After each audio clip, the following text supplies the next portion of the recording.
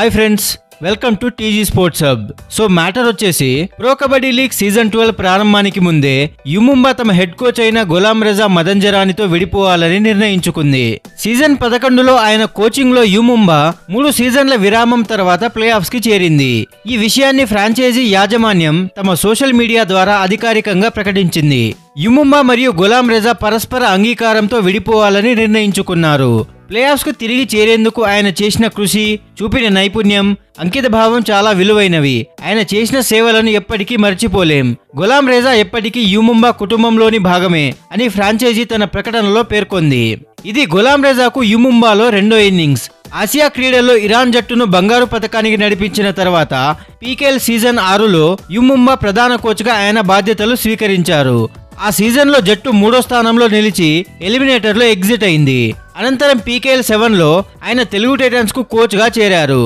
కానీ ఆ సీజన్లో జట్టు ఆశించిన విజయాలను సాధించలేదు. తర్వాత గులాం రజా మళ్లీ పీకేఎల్ లీగ్ లోకి ప్రవేశించి సీజన్ 10లో యుముంబా కోచ్ గా తిరిగి బాధ్యతలు స్వీకరించారు. అప్పుడు ఆయన అమీర్ మొహమ్మద్ జఫర్ దనేష్ ను వేలంలో తీసుకోవడంతో ఆ జట్టు రైడింగ్ లో మరింత బలపడింది.